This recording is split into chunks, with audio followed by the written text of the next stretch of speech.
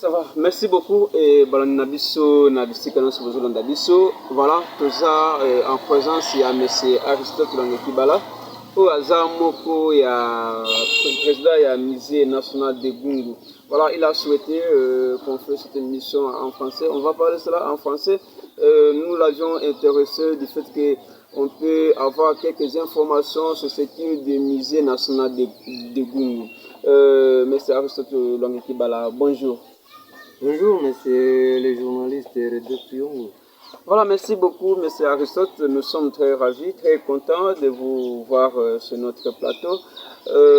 Nous voulons nous intéresser sur ce qui est du musée national de Gungu depuis son bombardement. Nous voulons savoir quels sont les efforts que vous avez fournis pour ces musées.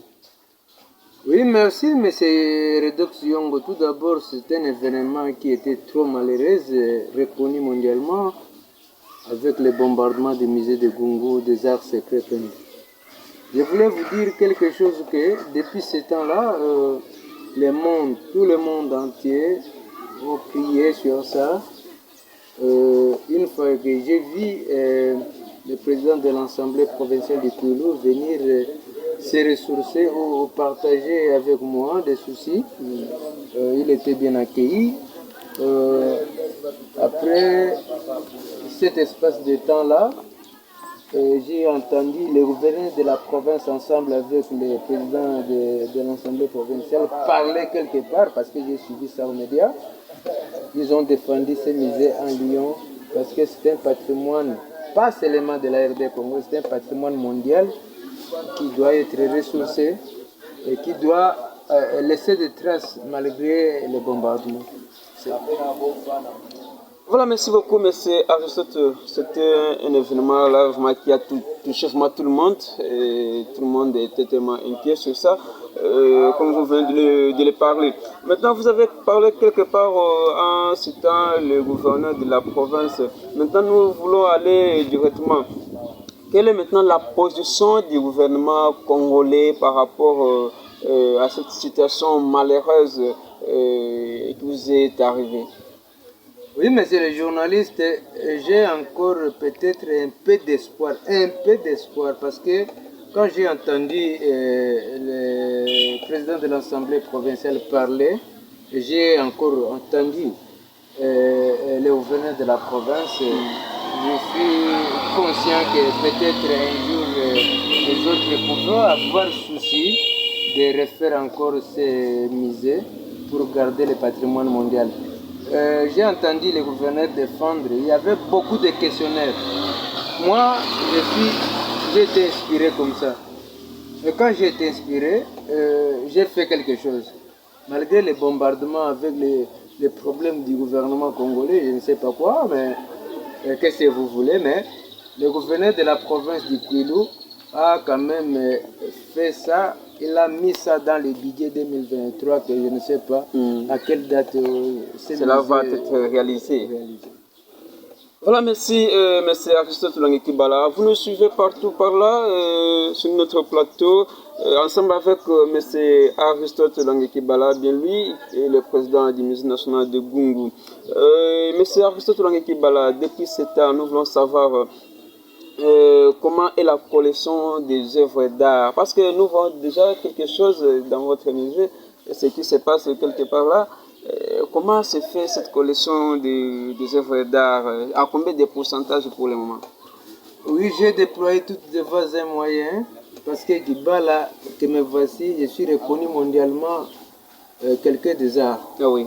Je défends l'Afrique centrale, pas la RD Congo. Je dis bien l'Afrique centrale en général, mais la RD Congo en particulier parce que ce patrimoine-là reste dans les annales historiques que les historiens doivent avoir le souci de bien garder ça, de passer des conférences, ainsi de suite. C'est dans les musées où il y a l'anthropologie, oui. C'est dans les musées où il y a la science réelle, oui. Parce que le monde est commencé de pair avec les autres. On a vu la science en train d'évoluer. Les nègres, on avait quand même, on était bien positionnés. Qu'est-ce que je veux dire? La science a commencé de pair avec le monde entier. Commençant par l'âge des pierres taillées, l'âge des pierres polies, des métaux, des poteries, d'habillement. Mais si aujourd'hui, nous ne nous retrouvons pas parce que c'est parti de l'inculturation qui est venue avec les autres. Les Occidentaux, les Européens nous ont amené l'inculturation. Parce que jusqu'à présent, quand vous invoquez les saints, ils ne viennent pas. L'âge des métaux, ce n'est pas l'homme blanc qui nous a amené les métaux. L'âge des poteries, ce n'est pas l'homme blanc qui nous a amené. L'âge d'habillement, ce n'est pas l'homme blanc qui nous a amené. Cette science-là est étouffée par l'inculturation, je dis bien l'inculturation. Et aujourd'hui, nous ne nous retrouvons pas. Mais la jeunesse doit se ressourcer avec l'histoire. Quand on parle de l'histoire, on voit l'étude du passé, c'est-à-dire ce que nos ancêtres ont fait. C'est de cette façon-là qu'on appelle un musée. Un musée, ce n'est pas quelque chose comme ça. Dans ce qu'on a fait, aujourd'hui, nous atteignons déjà 68%. Oui. Après les bombardements, Oui. que vous allez visiter à bientôt. Oui, parce que je vois... non, là vous ne voyez rien, mais j'ai dit ici. Après bombardement, nous atteignons déjà 68%. Mais ces œuvres-là n'est pas bien grave. Mes excuses, monsieur le président, 68%. Donc c'est un nombre-là déjà qui a déjà augmenté dans votre musée. Donc pour dire que nous avons déjà l'espoir d'avoir encore le musée en 100%. Maintenant, avec ces 68%, comment est-ce que vous gardez ces œuvres d'art et nous voulons vraiment savoir que tu puisses nous expliquer comment est-ce que vous gardez cela. Parce que les musées, depuis ce temps-là, on n'a pas un endroit vraiment convenable pour garder toutes ces histoires. Ok, merci, monsieur le journaliste. C'est ce que moi j'ai toujours voulu. Parce que vous journalistes, vous êtes des maîtres avocats de M. Kibala. Un maître avocat est là pour sauvegarder, pour parler, pour défendre les sinistrés du monde entier. Parce que là où vous êtes, quand vous êtes devant moi, c'est le monde entier qui attend, c'est le monde entier qui va. Que ce monsieur, le journaliste là, était en face de M. Kibala.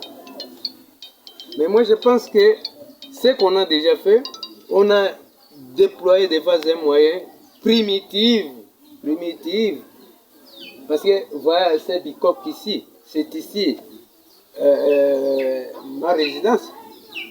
Qu'aujourd'hui je ne vois pas les passerelles, je ne vois pas où mettre ma table, où mettre des chaises, je suis dehors. Mais ce patrimoine ici, c'est l'UNESCO et Centre Walloniste qui s'occupe à ça. Une fois j'ai attendu quelque part à l'RFI, on a parlé Centre Walloniste dira, mais malgré les défauts de Kibala, il mérite notre soutien. Mais comment est-ce que moi je vais mériter leur soutien? Et pourtant c'est eux qui s'occupent du patrimoine mondial. Voilà. Comment? C'est Aristote. Donc pour dire, voilà comment ça vous déclarez. Donc votre résidence est devenue maintenant l'endroit de garder les œuvres d'art. Mais les mettre où alors? Cet espace ici, moi je l'ai cité. Machitangungu. C'est une pyramide qui doit ressourcer avec l'histoire peinte. Devant les bombardements, cet espace-là ne peut plus être construit. Mais je pense que... Vous envisagez une autre place. Oui, ça sera maintenant c'est l'histoire. C'est l'histoire. Ah, oui. C'est comme les pyramides en Égypte, partout ailleurs. Ah oui, oui. C'est vrai ça. Vraiment, c'est une bonne idée.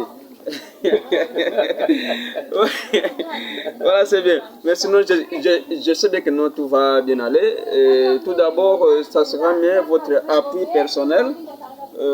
Parce qu'on ne sait pas si ce que le gouvernement provincial a promis pour vous, voir le budget de 2023, si cela va se réaliser ou pas. On